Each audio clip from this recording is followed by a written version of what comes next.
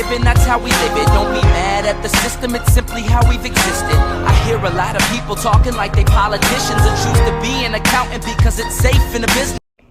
What is up, guys? Bryce back here with another video. This is Hippo Nation, Learn, Empower, Grow. I don't have Pickle Rick with me today because of the fact that I am actually changing my setting. I am currently in my car. I'm on my way home from work, and I actually wanted to shoot a video today in my car so I could get some peace and quiet from everybody in my house because it's just loud in there. So, today's video, I'm going to talk to you guys actually about how to buy your first car. I recently just bought my first car, the one that you're currently seeing me in. And I wanted to share what my experience was like and maybe some helpful steps so that you can also buy a car. I guess responsibly wouldn't be the word for it, but with the least amount of hassle and with the most amount of saving money as possible. So, step number one to buying a car, know what car you want. So this was the very first thing I did was I did a ton of research into different car makes, models, years, etc. and so forth to see what I could get that would suit my needs. Me, I was looking for something with high gas mileage, really reliable, and had low mileage on it as to date. So what I ended up choosing on was a Honda Civic. The year I didn't really decide up until I went and bought it. I was at first convinced certified pre-owned was the way to go for me, but I ended up buying used just because it was out of the warranty, but that's a whole nother story. So step one, know exactly what car you want and do some research on different cars. You can go on cars.com, you can just do some Googling, you can go on Edmunds. All those places are really awesome to do some car research so you can know what car is the right one for you. And then another thing I did is I actually set my budget. So this leads to step two. Step two, set your budget. Steps 1 and 2 are pretty interchangeable. It doesn't really matter what order you do them in as long as you do them. So once I figured out the car I wanted, I pretty much set my budget. It really depends on what you're really looking for. I didn't want to spend any more than like 17 grand with fees and all that other stuff. I'll get to that in a minute. And setting a budget early really helps keep you focused, because otherwise you're going to go out and spend a lot more money than you want to.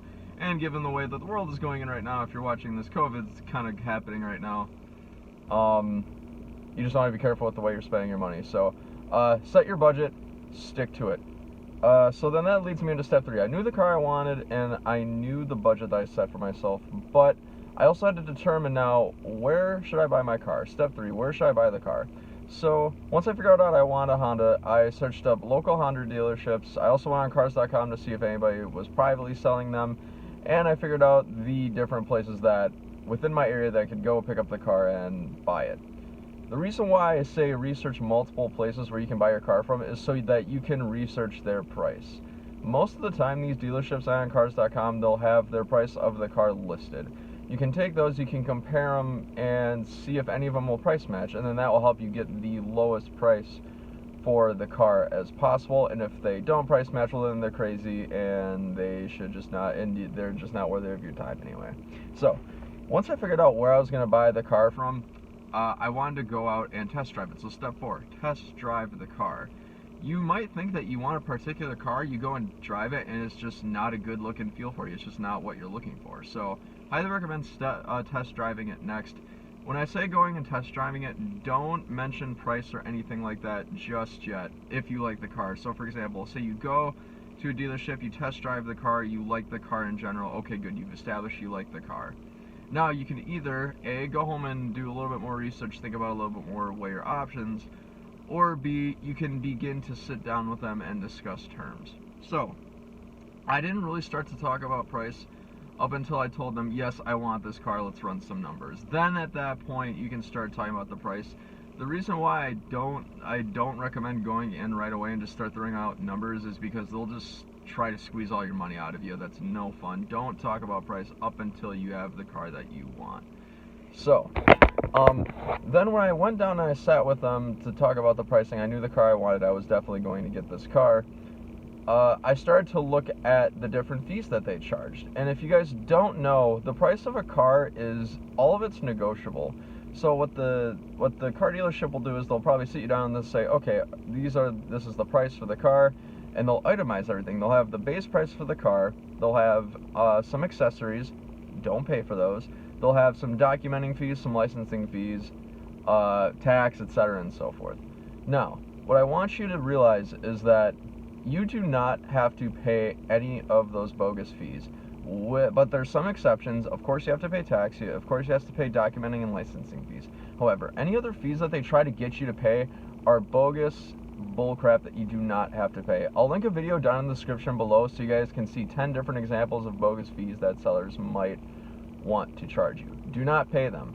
If they give you this itemized list of charges and you see, okay, the price looks good and the taxes and licensing look good, but you're getting charged $1,800 for accessories or other garbage like auto butler like they tried to charge me, do not pay those charges. Tell them, okay, like Mr. Dealer, whoever you are, everything looks good. However, all these accessories and the all-season weather mats, cross them off. I'm not paying for those. And if they try to feed you this garbage that like, oh, well, they're included with the car, say, take them off or I'm not buying it. Don't be afraid to walk away, ladies and gentlemen. Because if they're going to waste your time and make you pay these ridiculous fees, then they're not worthy of your business. So stay firm on that, and if they are insisting that you have to pay some of those bogus fees that I am telling you about, or the ones that are linked in the description below, don't be afraid to walk away from the deal. I cannot stress that enough. If you are not getting what you think is a fair deal, and you're paying miscellaneous fees that aren't actually mandated by the state or any other local government, don't be afraid to walk away. Someone else will give you a better deal if they won't. Don't be afraid.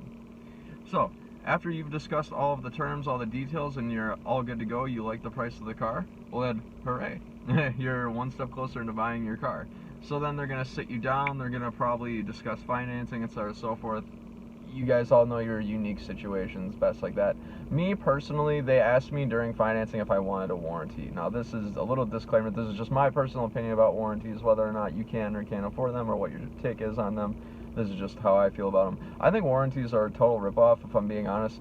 The warranties that they wanted to charge me were like $3,000 to $4,000. And guys, a lot has to go wrong on a car in order to cover $3,000 to $4,000. I mean, your transmission and your head gaskets could blow, and you still wouldn't spend $3,000 to $4,000 probably. And plus, since the car I bought was pretty reliable overall, and these parts don't crap out till at least over 100,000 miles, there's no need for me to buy the warranty. And of course, they got pissy about it and they got angry. But you know what? Stick to your guns. You're the one who's paying. You're paying, not begging. So you're the one who's paying for the car. Be happy with what you want. And then after that, they got the car all detailed, ready to go, and this leads me to my last step, which is check to make sure they clean the car properly. So that's the one mistake I made when I got this car all good for delivery. They washed it on the outside. They left a stain, a pretty big poop stain that I discovered on the inside mirror when I got home. The carpets were pretty dirty, and the car just was not clean. And I figure if you have to go home and clean the car yourself, they didn't do a good enough job. That might just be me being audacious and snoopy, but I mean, spending a lot of money with them. So that's just my take on it. You can take that for whatever it's worth. But once the car's all clean, you're ready to go, you paid for it, well, congrats guys, you just bought a car. Some other things I wanted to mention that I forgot to mention in the video. If you guys are looking into buying a used car, don't forget to check the Carfax. A lot of times if you're buying a used or certified pre-owned car from a dealer, they can provide you those for free. Those are awesome assets that I love to look at before I buy a car. Or before I bought this car, I should say. And previous lessees are really good cars to buy. They're really popular. That's where certified pre-owned comes into that kind of thing. Some questions you guys might be wondering, should I buy a new certified pre-owned or used? I've always, from all the research that I did, certified pre-owned was probably the best value, because by the time you're getting a car certified pre-owned, all the depreciation is pretty much gone from the car.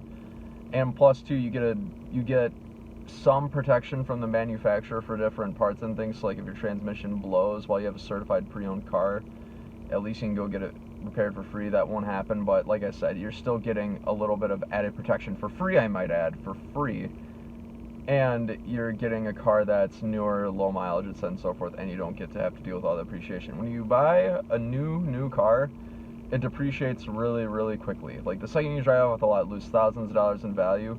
However, the flip side of that of buying a new car is no one's sat in it, and you got to worry about cleaning it. That's kind of like the risk you take with buying a new car, or a used car, I should say.